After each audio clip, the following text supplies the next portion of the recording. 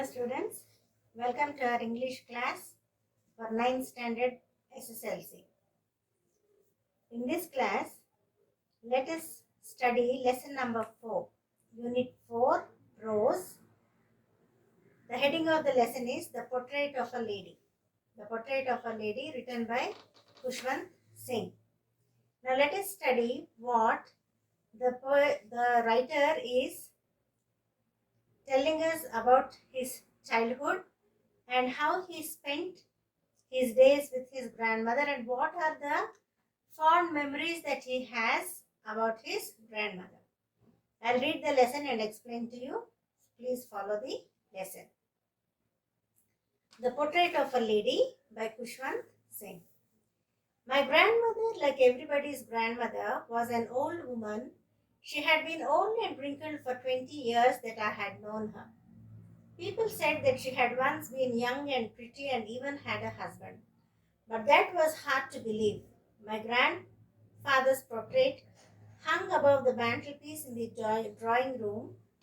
He wore a big turban and loose-fitting clothes. His long white beard covered the best part of his chest, and he looked at least 100 years old.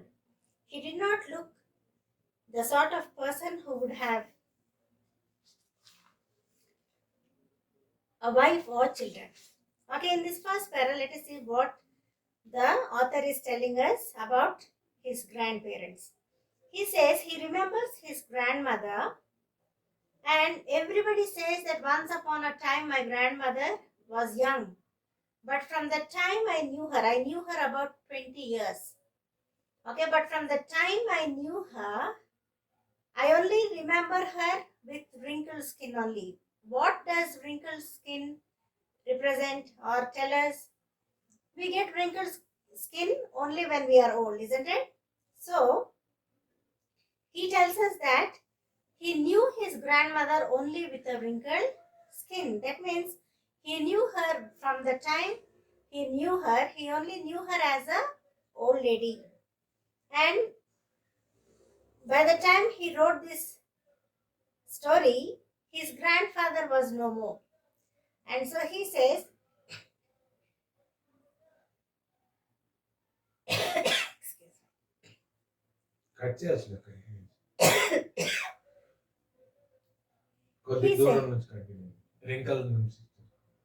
he says, from the time he remembered his grandmother, he only remembers her with the wrinkled skin. That means only when she grew old, he knew her. And he says by the time he wrote this story, his grandfather already passed away. So his grandfather's portrait means the photo of his grandfather hung on a mantelpiece in the drawing room. And he wore a big turban and loose fitting clothes. So we know that they are this old type of people. His long white beard covered the best part of his chest. Means he had long beard with a turban, wearing loose clothes. So you can understand how the grandparents of this author looked like. Okay, he did not look sort of a person who once had a wife and children. He looked as if he could only have lots and lots of grandchildren. So by the time he knew his grandparents, they were already old. And only the author knew his grandparents who were surrounded with grandchildren. So he could not understand or he could not comprehend that once upon a time they were also young. They had children of their own. And then those children had children. He only knows the grandchildren that are around them because from the time he knew the grandparents, he only has that kind of picture in his mind that his grandparents are surrounded with the grandchildren. So he could not get the picture of them being young with their own children. As for my grandmother being young and pretty, the thought was almost revolting. She often told us of the games she used to play as a child that seemed quite absurd and undignified on her part, and we treated it like fables of the prophet she used to tell us. What else the grandmother used to tell him? She used to tell of her younger days, how she spent the different kinds of games she used to play with her friends. But when she was relating all those stories, the author could not comprehend all that. They all seemed funny to him. They all seemed as if they were not real. And he only could imagine that she was just telling them some stories of some prophets. Fables means stories which are not true, isn't it? So, this author, when grandmother used to relate all her young days, how pretty she looked, or what are the fun games she played with her friends and all, the author could not comprehend all that. He could not picturize all that. He felt as if it was funny to picturize his grandmother being young and playing all those games with friends. Second para. She had always been short and fat and slightly bent. Her face was a crisscross of wrinkles running from everywhere to everywhere. No, we were certain she had always been as we had known her. Old, so terribly old that she could not have grown older and had stayed at the same age for 20 years. So, what else is the author saying? She had always, the grandmother has always, from the time he knew her till she passed away, grandmother was only short and fat and slightly bent because she was already in her old age. So the author could not believe that once upon a time his grandmother also was a young girl or lady with her small children. He could not picturize that because he thought that she was, from the beginning, she was like that only, old and bent down and wrinkled and slightly fat and short. Only that picture of her is there in his mind. So he cannot get the picture of her being young and active, playing games and all. And he thinks that forever she was like that only. He could not think that she was, he thought that for the 20 years that he knew, she is like that only. There could not be a time that she was young. She could never have been pretty, but she was always beautiful. She hobbled about the house in spotless white and one hand resting on her waist to balance her stoop and the other telling the beads of her rosary. So, what was the picture that is there in the mind of this author about his grandmother? She was slightly bent. She always wore white clothes, and her one hand was on her waist, balancing herself. Because she's bent and she's old, isn't it? She didn't have strength to stand straight. So she was balancing herself by putting one hand on her hip, and in the other hand, she always had beads of rosary. She was telling means counting those rosary beads. Her silver locks were scattered untidily over her pale, puckered face, and her lips constantly moved in inaudible prayer. And what else was she doing? As far as this author could remember, she was always with that rosary counting those beads, and she had silver locks. Locks means hair, isn't it?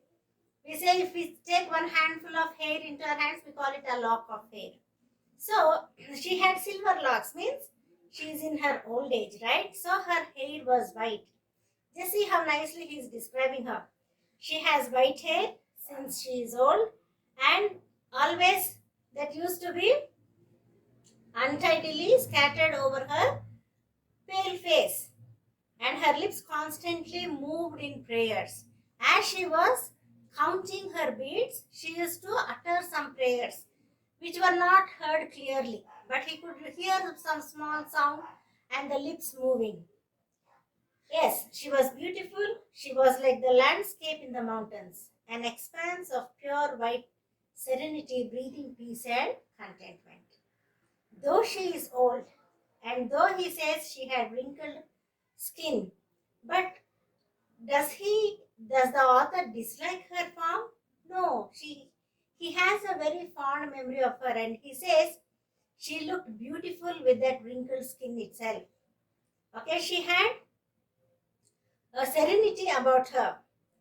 Okay, she had that peaceful countenance about her, and she appeared very content with the life that she has. She appeared as silent and as serene as the quiet landscape around the mountains. That is the kind of picture that this author has about his grandmother. My grandmother and I were good friends. My parents left me with her when they went to live in the city, and we were constantly together. She used to wake me up in the morning and get me ready for school. She said her morning prayer in a monotonous sing song while she bathed and dressed me in the hope that I would listen to get to know it by heart. I listened because I loved her voice, but never bothered to learn it. Then she would fetch my wooden slate, which she had already washed and plastered with yellow chalk, a tiny earthen pink pot, and a red pen, tie them all in a bundle, and hand it to me. After a breakfast of thick stale chapati with a little butter and sugar spread on it, we went to school. She carried several stale chapatis with her for the village dogs. Okay, what else is he narrating here? He says his grandmother was his very good friend. His parents had to leave him with her when they left to city. So maybe grandmother and this author were in the village only. And he explains saying that his grandmother used to carry a slate plate with her so that he can use it. That means this author must be a very small boy and maybe studying only primary school in his village. Whereas his parents had to go to live in a city, so they left him as he's a small boy. Maybe they couldn't find time to spend for him. So he had been left with the grandmother and he used to stay with the grandmother. And what was grandmother doing? What was her work every day early in the morning?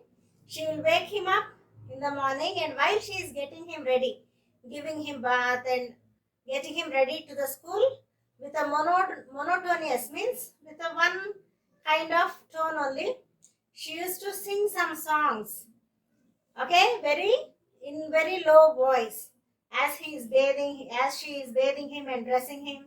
And what was her motive in doing that? She might be thinking that this boy also would learn those songs. Maybe they were religious songs. So with the idea that the boy might learn the songs, she used to keep on singing the songs. But this boy says, I used to listen to her songs thinking that, or I used to listen to her songs because I liked her voice. But as she used to think that I would memorize it, I never have put my heart to memorize it. And then she used to carry his slate, which was plastered and was written something with yellow chalk on it. And then she had one ink pot and a red pen, which she used to carry to the school for him. And also his breakfast early in the morning every day used to be one stale chapati, means the chapati from the previous night. And on the chapati she used to spread some butter and sugar, and that alone used to be his breakfast.